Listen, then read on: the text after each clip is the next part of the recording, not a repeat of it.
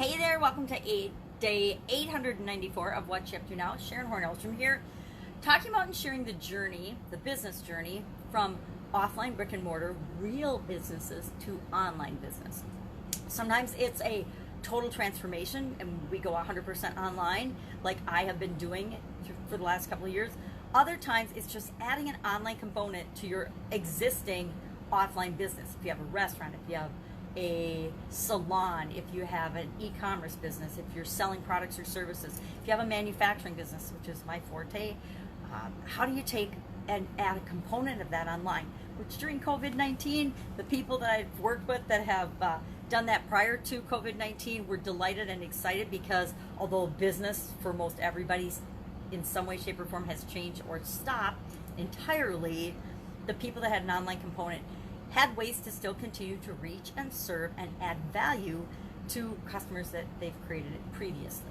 And those that hadn't made that transition yet have massively migrated to the internet. Those, of course, that are being proactive and not just waiting for the world to go back to normal. The world's not going back to the way it was before. We either change and evolve with the changes that happen in our world and in our environment, or we cease to exist. We cease to exist in the way that our business was running before. So today, I'd like to share an idiom with my Supersize Your Business group every day, and with business owners every day, because it reminds us that we have the power to define everything that happens to us, every experience, every outside impact that hits us, or that we need to have a response to. And I say response, not reaction. To me, a reaction is automatic. A response is considered, thought out, and purposeful. So there's always going to be things that happen outside of our control, right? I don't know anybody that has absolute control over anything and everything in their life.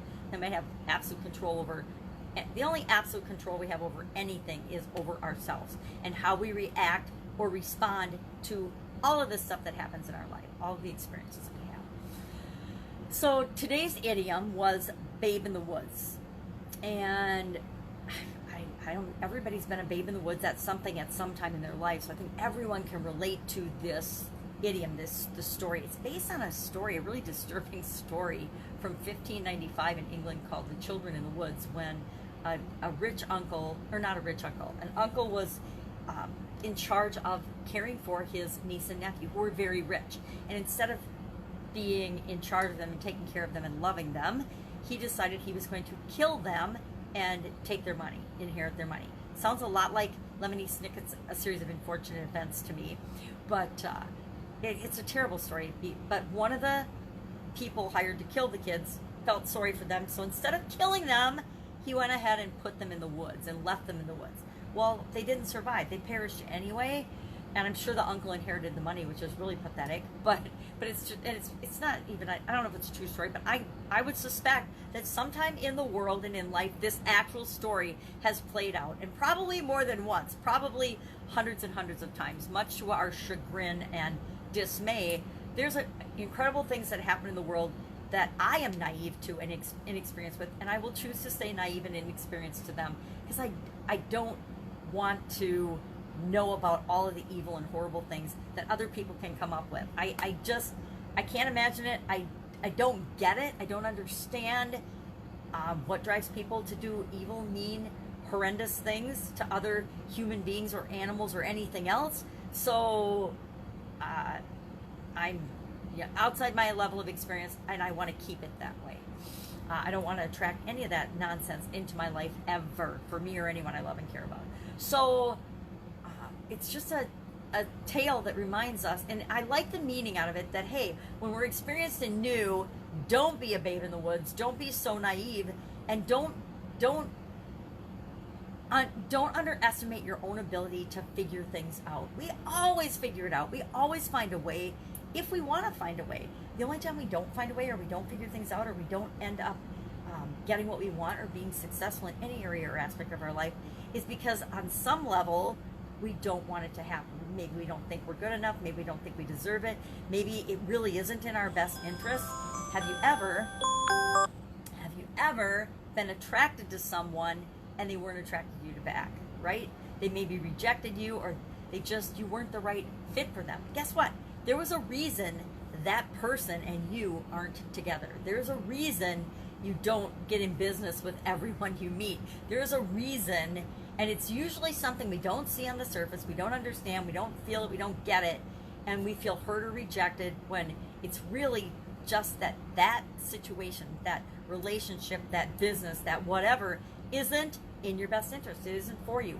And our subconscious has this incredible way of protecting us. It doesn't always protect us in ways that are really in our best interest. It just protects us. Our subconscious and our intuition, everything protects us. Not our intuition, that's a level deeper, but our subconscious protects us based on what's worked in the past. So I think of the movie Blindside. I saw it last week with my sister up at the cabin, and I love that movie, but the little boy's mom taught him to close his eyes whenever something bad was happening. Just close your eyes, baby, right? And so he actually closed his eyes through all the bad things that happened. And he was in a terrible environment, but he didn't see any of those things. And because he didn't see any of those things, he didn't take with him the negative effects of those experiences. He didn't experience them and take them into himself because he didn't actually see them going on. So since he didn't see them, he had the ability to shift and change and move out of that situation and move on with his life in the direction he wanted it to go. And it was incredibly successful. And I think that's part of the difference between people that are in tough situations and get out against all odds, and people that never get out and just follow the same path over and over and over again that they're surrounded by and experiencing. So obviously I'm thinking a lot about that today. Fun challenge today was a day 184, I think. Day 185. I'm always a day behind when I'm thinking about that. Day 185 of our 365-day challenge to do one fun thing every day. And again, I think I've shared that I started that challenge, and I actually started it 3 years ago. It was just to do a video every day, and it was to wake my voice up. And so I had to have a quick and dirty way that I could make a short video that would wake up my voice. Because sometimes, some mornings, I wake up and I can't hardly get it out, even with lemon water and coffee. My voice is still sleeping, even though I'm wide awake. And so to wake my voice up, I started doing a daily challenge. And it's always like 1 or 2 minutes. Sometimes I think they've gone 3. And maybe early on, the first year when I was doing one thing a day that scared me, those were probably longer. They might have gone 5 or 10 minutes. They were longer, but they allowed me the opportunity to wake up my voice. And then, so I did that for a year, do one thing a day that scares you. Then last year I did do one thing a day that makes you happy, because I wanted to have more happiness in my life. And it was a huge transition year for me. It was finally getting over and finishing up all of the asset separation with my ex-husband for my divorce, and a lot of changes along with that. So I wanted to find ways to find happiness every day in sometimes really emotionally laden, crazy days. And this year, and I'm so glad I picked it, this year was to do one fun thing every day. And I'm so glad, because I've been hanging out with my granddaughter, who is amazing.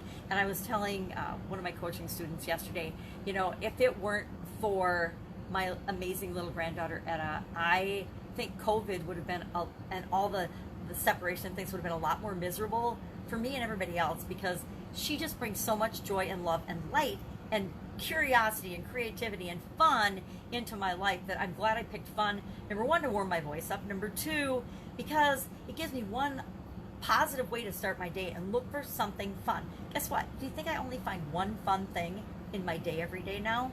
No, absolutely not. As I'm going throughout my day, I find fun things all the time. Well, today's challenge was about drawing something smelly. Now, I gotta admit, I don't think I've ever, in my entire 60 years, drawn something smelly for the fun of it. So it just goes to show you there's always a different way of looking at things. There's always a different perspective on everything, including fun. So I actually drew out some things. I drew out poop, because of course poop is smelly and the dogs are home for a week. So I thought first and foremost of poop. When you think of smelly, what is the very first thing that pops into your head? For most of us, I think it's poop, right? Poop. Everybody's poop stinks. Sorry, if you think your poop doesn't stink, your poop smells just as poopy as everybody else's poop. Mine included, right? Poop stinks sometimes. Sometimes it stinks, sometimes it doesn't. So that and incense, and then soap, because soap is something that I'm thinking about a lot. But there's also, I've been to some craft fairs and shows and village gatherings and community celebrations, and there's always that table, not always, but in a lot of times there's the table with all the amazing smelling beautiful soaps on them, and so that's always fun. Soap making and candle making. Candle and incense is another thing. So many different smells. I mean, I think last year at Oktoberfest they had earwax soap and dirt soap and all kinds of soap. And like, why would you want to wash your hands and have them smell like dirt after you wash your hands? Why would you want them to smell like buttered popcorn?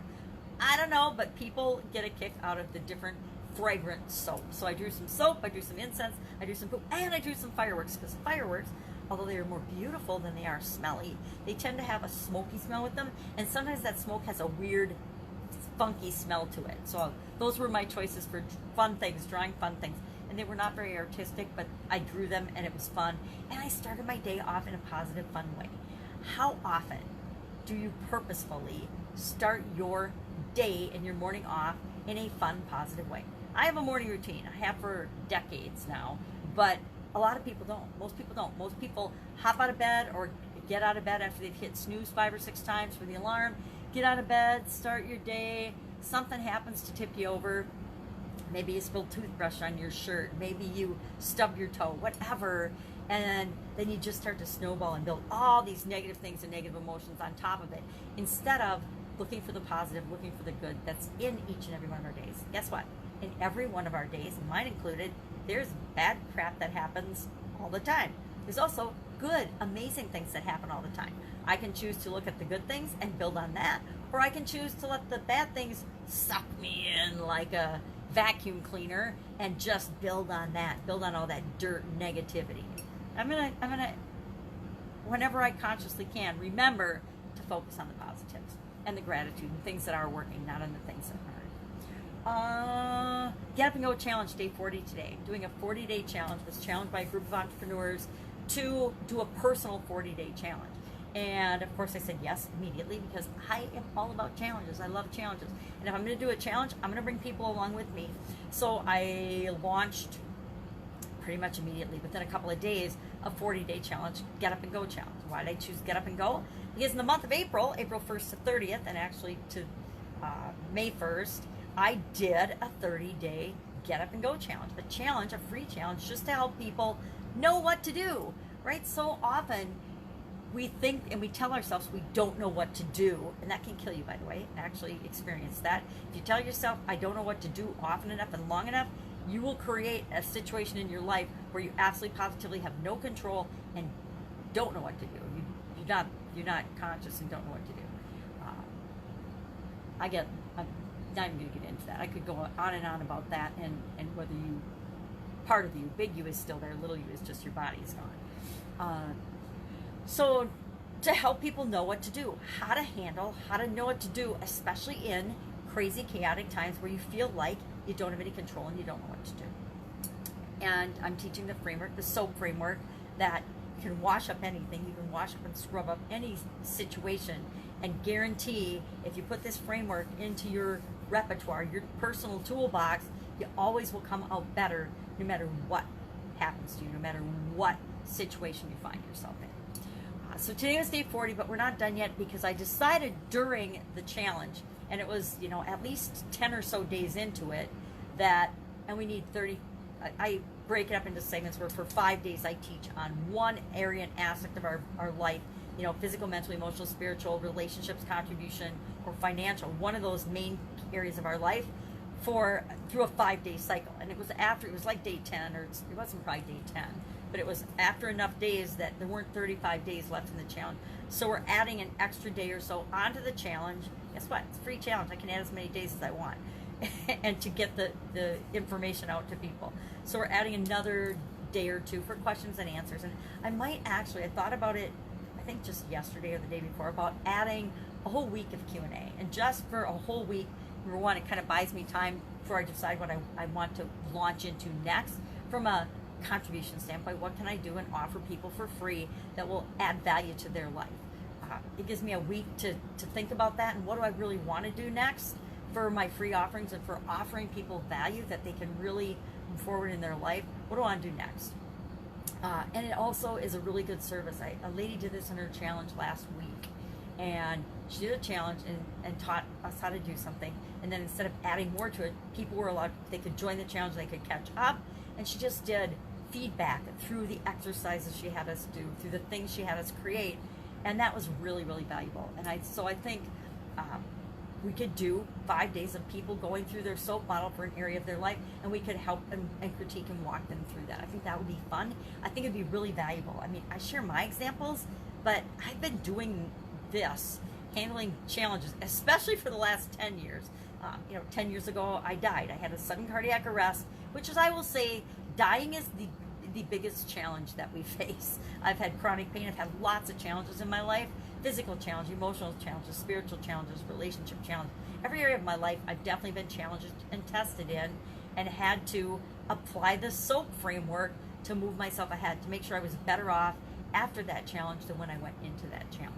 Was I always better off before I started actually consciously applying a framework until it became unconscious or subconscious or below the surface? No, I didn't always come out better after a challenge then. And I'll have to think about that, because I'm thinking about, like, when I lost a job, I always came out better in the next job than the one I had lost, for whatever reason. So I don't know. I've obviously been applying this to myself for a really long time.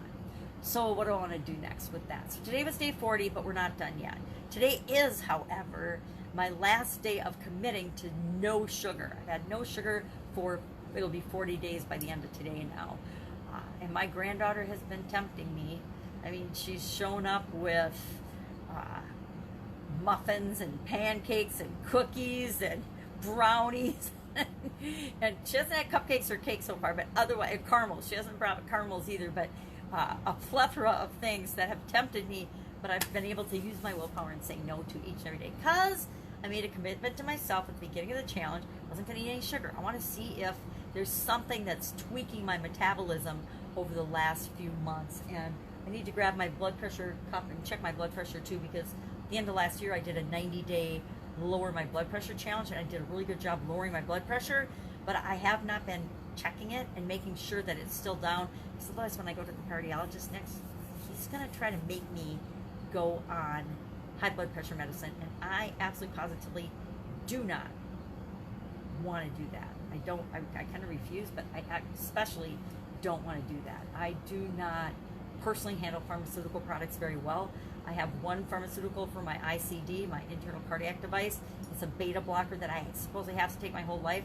I will admit, I did attempt to go off of that for about a year and a half, and I did really well in terms of health and maintaining my well-being. Yet, when I went to the cardiologist, my blood pressure was through the roof, even though I was doing everything right to keep my blood pressure down, and ended up having to go back on that medication. It's one of those medications that the pharmaceutical industry has us taking for our entire life, especially if we have a device installed or if you have a transplant or something. There's things that you just have to take forever. At least that's the belief. We're going to see. I'm going to actually maybe start testing that belief. I'm testing it with blood pressure and on myself as an experiment. I'm going to do the same thing with the metropol. I'm going to maybe figure that out. Maybe, maybe not. Depend if I think it's of enough value to spend my time and energy on. So that is what I'm working on. If I can help you in any way, shape, or form, hit me up in the comments below. Ask a question. If I don't know the answer, I will help you find somebody or something that can help you to unravel that, so you always know what to do next. And this is because I'm a recovering askaholic. I never asked anything or anti-ask anything. I am still not awesome at asking for help or asking questions or asking for what I need. I, for some reason, built into my psyche when I was younger that I can figure it out. I can do it myself. I don't need help. And that's, I keep getting life lessons that tell me, yeah, team up with people. You need help. Do this together. Don't try to do it all on your own. That's it. Have an amazing day. And I will, of course, be with you tomorrow and let you know what I'm doing as I transition from the brick and mortar world to the online world. Take care.